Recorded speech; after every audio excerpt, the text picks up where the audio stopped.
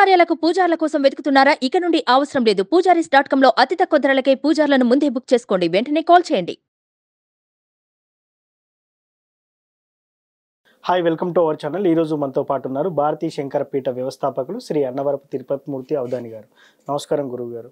ఓం శ్రీ మహాగణాధిపతయే నమః. దత్త జయంతి. దత్త జయంతి రోజు దత్తాత్రేయుని ఎలా పూజించాలి? దత్తక్షేత్రం వెళ్ళని వారు ఇంట్లో ఉండి చేయాల్సుకున్న పూజ ఏంటి? దాని గురించి పూర్తిగా వివరించగలరు? దత్తాత్రేయుడు బ్రహ్మ విష్ణు మహేశ్వర స్వరూపం. కలియుగంలో అపరిమితమైన కష్టాలను ఇచ్చి ఆ కష్టాలని సైతం ఆ మనిషి ఎదుర్కొంటున్నాడు అన్నటువంటి పరిస్థితుల్లో ఒక్క క్షణంలో మాయ తిప్పినట్టుగా తట్టుకోలేని సుఖాన్ని ఇచ్చేటువంటి వ్యక్తి దత్తాత్రేయుడు. ఆయన గురించి మనం ఎన్ని చెప్పుకున్నా తక్కువే. కాకపోతే దత్తాత్రేయుడి దగ్గరికి ఎక్కువ శాతం వెళ్ళేటువంటి వాళ్ళు ఎవరు వెళ్తూ ఉంటారంటే ఆత్మలచే పీడింపబడేవారు, మనోవికాసం కోల్పోయిన వారు, ఈతి బాధలు ఎక్కువైన వారు, వీరు మాత్రమే దత్తాత్రేయ స్వామి వారి దగ్గరికి వెళ్తూ ఉంటారు. తత్మా వాళ్ళు ఎవరు కూడా వెళ్ళరు అంటే వెళ్ళలేరు కూడా అంది. అంటే ఒక 10-12 రోజులు అవుతుంది సుమారుగా. గాణగాపురం వెళ్దాం అనుకున్నా, బయలుదేరిన వాడిని కూడా ఆగిపోయాం మేము.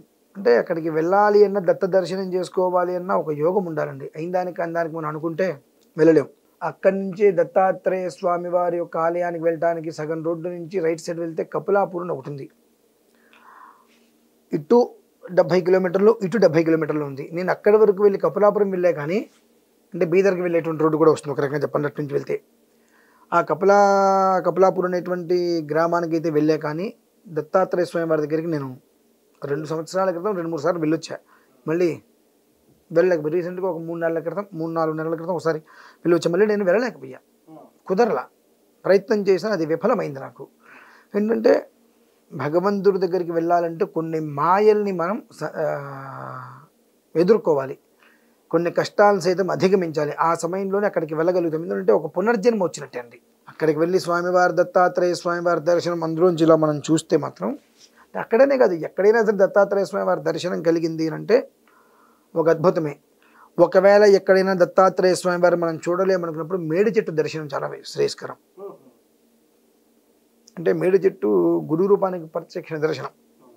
పిఠాపురం గురించి కూడా మనం వింటూనే ఉంటాం. ఆ మేడి చెట్టు కింద కూర్చొని ఒక 10 నిమిషాలు మనం స్వామివారి యొక్క ధ్యానం చేసుకున్నా, దత్తాత్రేయ స్వామివారి యొక్క చరిత్ర పారాయణ ఒక అధ్యాయం చేసినా ఆయనకు అనుగ్రహం మనకు పూర్తిగా లభ్యమవుతుంది. ఇందులో ఒక విశేషం ఏంటంటే అండి, దేవతారాధనలు రకరకాలుగా ఉంటుంటాయి. దత్తాత్రేయ స్వామి వారి యొక్క ఆరాధన మాత్రమే ప్రత్యేకంగా ఉంటుందండి.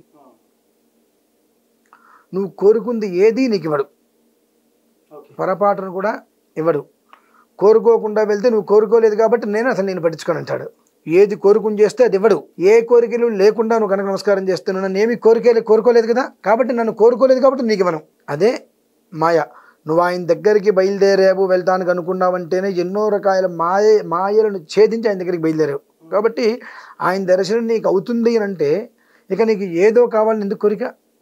నీ వెంట ఆయన వస్తున్నాడు కదా. శ్రీకృష్ణ పరమాత్మ తత్వం అన్నదంతా. కృష్ణుడే ఉంటాడు, నన్ను అడిగావు కదా, అడగకుండా ఉండాల్సింది అంటాడు. నన్ను అడగలేదుగా, అడగవలసిందే అంటాడు. అంటే ఏంటి అంటే ఏ సమయంలో మనం అడగవచ్చు. మనం కొన్ని విషయాలలో ఏమన్నా అంటే వెంటనే పెద్దవాళ్ళు ఏమంటారు, అరే అటువంటి మాటలు మాట్లాడక తథాస్తు దేవతలు అంటూ ఉంటారంటారు. ఈ తథాస్తు దేవతలు ఏ సమయంలో అనుకూలంగా ఉంటారు అనేటువంటిది సంధ్యా సమయాల్లో అనుకూలంగా ఉంటారు. అందుకనే బాలు తన్నకుండా, బాలు తిరగకుండా, బాలు వెళ్ళకుండా, అంటే భగవంతుడి దగ్గర, దత్తాత్రేయ స్వామి వారి దగ్గర కానీ కృష్ణుడి దగ్గర కానీ మనం ఏం కోరుకోవాలంటే సూర్యుడు ఉదయించకుండా మనం కోరుకోవాలి. సూర్యుడు ఉదయించకుండా కోరుకోవాలి. నడినెత్తి మించి తిరగకుండా కోరుకోవాలి. అస్తమానం అయిపోకుండా కోరుకోవాలి. ఏమని కోరుకోవాలి? నీ దర్శన భాగ్యం కలిగించు తండ్రి. ఇప్పుడు కంచి మనం గాణగాపూర్ వెళ్ళి రావాలంటే సుమారుగా ఒక 1000-2000 అవుతాయి. అది మన దగ్గర ఉంటేనే వెళ్ళగలుగుతాం. నీ దర్శన భాగ్యం పదే నాకు కావాలంటే భగవంతుడు మన ఏ రకంగా చూస్తాడు అంటే ఆయన దగ్గర మొత్తం లాజిక్ మాయ. దత్తాత్రేయుడు అంటేనే ఒక మాయ. ఆ మాయని ఛేదించడం తేలికైన విషయం కాదు. ఒక క్షణం చక్కగా ఉన్నటువంటి మనిషి చాలా పిచ్చిగా ఉంటూ ఉంటాడు.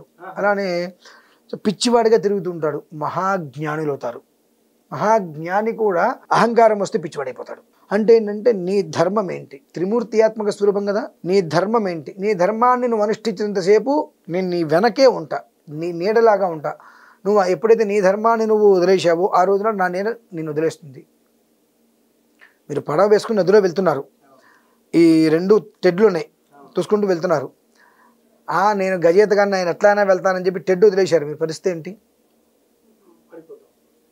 కాబట్టి ఆ టెడ్ మన చేతిలో ఉన్నంతసేపు కూడా ఏదొచ్చినా ఆయన నిన్ను నిలబెట్టగలుగుతాడు. అంటే ఏంటంటే ఆయన మీద దృష్టి, భగవన్నామస్మరణను ఏ రకంగా చేసినా సరే.